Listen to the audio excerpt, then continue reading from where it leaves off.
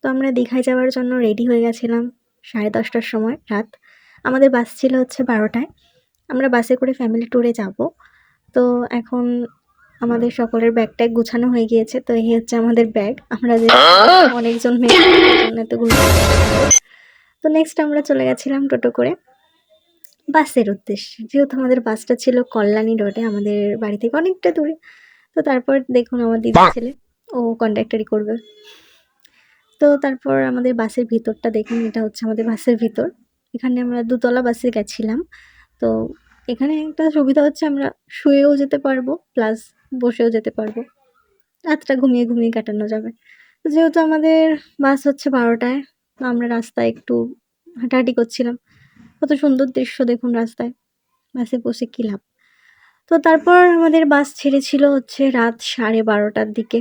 তো 12:30টার দিকে বাস ছাড়তে আমাদের হাফ রাত কেটেই যাচ্ছে। তো তারপর আমরা 2:30টার সময় পৌঁছে গেছি কোলাঘাটে। কোলাঘাট হচ্ছে আমাদের ফেমাস। তো সেখানে আমরা গিয়ে চা খেলাম। এই যে চা। তারপরে আমাদের 2টো চিপস আমি আর আমার বোন নিয়ে নাচানাচি করলাম। তারপর ছুটলো আমাদের বাস আবার। তারপর ঘুমিয়ে গেছিলাম। ঘুম থেকে উঠে দেখি দীঘায় চলে এসেছি। সকাল হয়ে গিয়েছে, তখন ভোর 5:30 বাজে এরকম। তো আমরা দীঘার কাছাকাছি একদম, দেখুন আমাদের বাস থেকে নামিয়ে দিয়েছে। আমরা দাঁড়িয়ে আছি, আমাদের লাগেজগুলো আসবে, তারপর আমাদেরকে যেতে হবে হোটেলে। তো আমি সকলের ভিডিও নিচ্ছিলাম দাঁড়িয়ে দাঁড়িয়ে। আমার দিদির ছেলে ঘুমিয়ে গেছে। সেই দেখুন দূর থেকে দেখা যাচ্ছে, আমি জুম করে ক্যাপচার করলাম আর কি। তারপর আমরা চলে গেলাম আমাদের হোটেল। এই হচ্ছে আমাদের বড় হোটেল।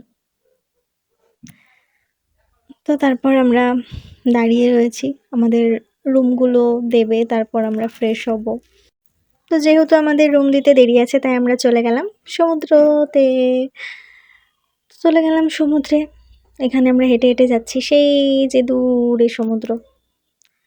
চলে এসেছি, এই যে আমাদের সমুদ্র, অনেক প্রায় 3 বছর পরে দেখা সমুদ্রের সাথে। ভালো করে আমি ক্যাপচার করছি এখানে আমাদের সমুদ্রটাকে। সকালে সমুদ্র দেখতে কার না ভালো লাগে। তো তার মধ্যে একটা দাদা, দেখুন সূর্য উঠেছে আর এদিকে রোদ, হালকা আকাশে সমুদ্র, কত সুন্দর দৃশ্য। তো মনোরম দৃশ্য আমরা উপভোগ করলাম। তারপর কি, লেবু চা। দীঘায় লেবু চা খেতে খুব ভালো লাগে। তো তারপর আমাদের এই যে সমুদ্র, ঢেউ দিচ্ছে, ঢেউ ঢেউ, কত সুন্দর ঢেউ।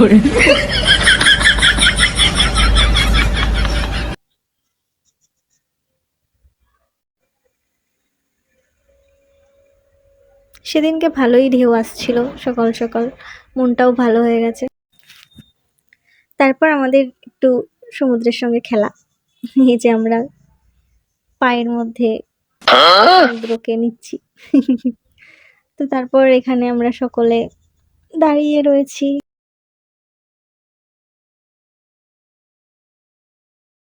তো তারপর আমরা হোটেলে চলে আসলাম, আমাদের রুম দেওয়া হয়েছে। তো এটা হচ্ছে আমাদের রুম। আমাদের রুম ছিল 3 তলায়। তো তারপর আমরা একটু খাওয়া দাওয়া করে চলে গেলাম, আবার রেডি হয়ে নিলাম। এই যে আমি রেডি হয়ে চলে যাব এখন সমুদ্রে। তো সমুদ্রে এসে দেখি আমাদের কপাল খারাপ, এখানে সমুদ্রের জোয়ার আসার কারণে আমরা নামতে পারবো না। তাই আমরা মনের দুঃখে আইসক্রিম খেলাম।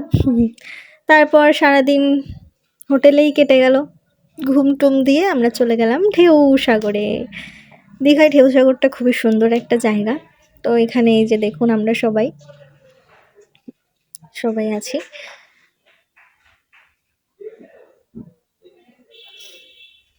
এতজন আমরা প্রায় 8 জন মতো ফ্যামিলি মেম্বার।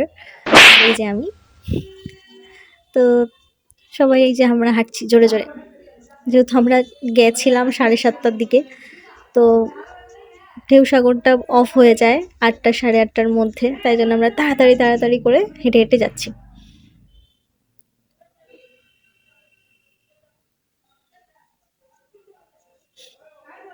এই যে আমার দিদির ছেলে, 2টো ছেলে ছবি তুলতে একদম চায় না। ছোটটা ছবি তুলবেই না, ও ওকে জোর করা হচ্ছে ছবি তোলো, ছবি তোলো, ছবি তুলবে না। তো তারপর এখানে আমরা আসলাম একটু কাছে, তো দেখুন ওই যে একটা মানুষ আকাশে উড়ছে, তো ওটা দেখার জন্য আমরা সবাই দাঁড়িয়ে রয়েছি। চড়তে তো পারবো না, তাও দাঁড়িয়ে দাঁড়িয়ে দেখি আর কি। এই যে কত উপরে তুললো, ওয়াও দেখুন আকাশে উঠছে ডানা ছাড়ায়। তো তারপর আমরা বেরিয়ে গেলাম হাঁটতে আবার। এদিকে কোন দিক দিয়ে যাব সেটা ঠিক হচ্ছে। তারপর আমরা একটা দিয়ে চলে গেলাম ডান দিকটা। তো এই যে চারিদিকে অনেক মানুষ, ঢেউসাগরে প্রচুর মানুষ থাকে। ঢেউসাগর তো আসলে অনেক সুন্দর জায়গা, সেই জন্য এখানে অনেক মানুষ থাকে। তো তারপর আমরা এখানে ঢেউসাগরে এসে এক জায়গায় বসলাম আর চলে আসলাম একটা দোকানে। এখানে আমাদের পাপড়ি চাট খাওয়ার ইচ্ছা, তো আমরা 8 প্লেট পাপড়ি চাট অর্ডার করেছি। তো আমি প্রত্যেকটা ভিডিও নিচ্ছিলাম কিভাবে পাপড়ি চাটটা বানায়। তো দেখুন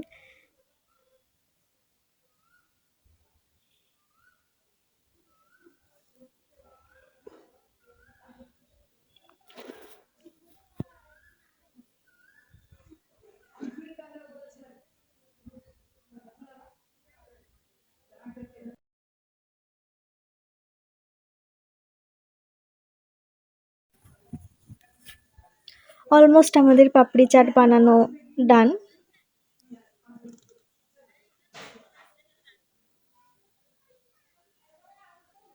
তো সবাইকে একটা একটা করে দিয়ে দিয়েছি, সবাই নিয়েছে, সবাই খাওয়া শুরু করেছে। আর এই যে আমি, তারপর আমার দিদির ছেলে এই যে আইসক্রিমের এটা করবে, তাই জন্য এখানে আমরা চলে এসেছি। দেখুন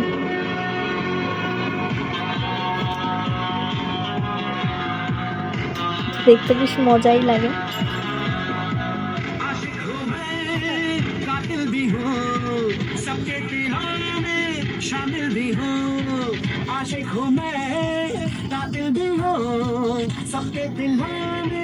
शामिल भी हो जिसको चुनाना नींदे उड़ाना बस यही मेरा कसूर बातों से अपने मुकरता नहीं मरने से मैं कभी डरता नहीं কোনোভাবেই নিতে পারছে না।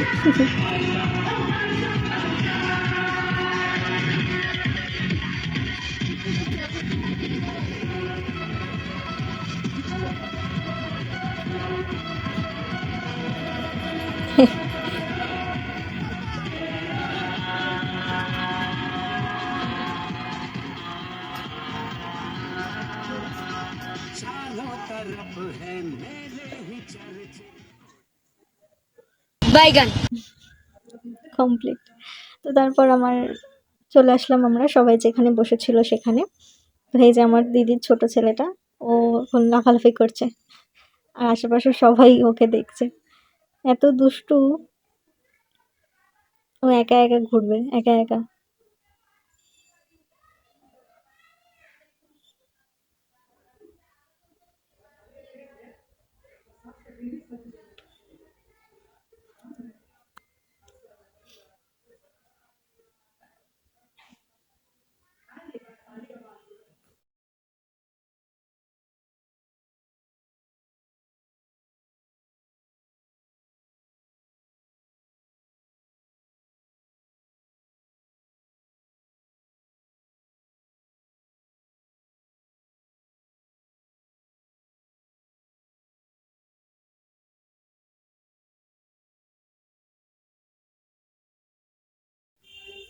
তো 9টা বেজে গেছে, এখন আমরা হোটেলে যাব, তাই জন্য টোটো নিয়ে আমরা এখন যাচ্ছি হোটেলে।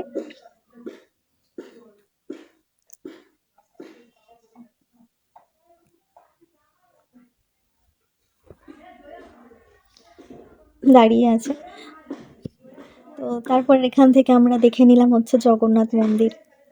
যাওয়ার সময় যখন আমরা ঢেউসাগরে যাচ্ছিলাম তখন এত এত লাইন ছিল যে আমাদের এত লাইনে দাঁড়ানোর মতো ধৈর্য শক্তি নেই, সেই জন্য আমরা টোটো করেই দেখে নিয়েছি। তো এভাবেই আমরা দেখে নিয়েছি, আমরা আর লাইন দিয়ে ভেতরে গিয়ে দেখার মতো আমাদের অত এনার্জি ছিল না। তো আপনারাও দেখে নিন। জগন্নাথ মন্দিরটা এমনি দেখতে খুবই সুন্দর করেছে, বানানো খুবই সুন্দর হয়েছে। রাত্রেবেলা বেশি ভালো লাগে দেখতে দিনের বেলার থেকে। তো এটাই ছিল আমাদের প্রথম দিন। প্রথম দিনটা আমাদের এভাবেই কেটে গেছে। তো তারপর আমরা হোটেলে এসে খাওয়া দাওয়া করে একদম ঘুম। তো দেখা হচ্ছে নেক্সট ব্লগে। আল্লাহ হাফিজ।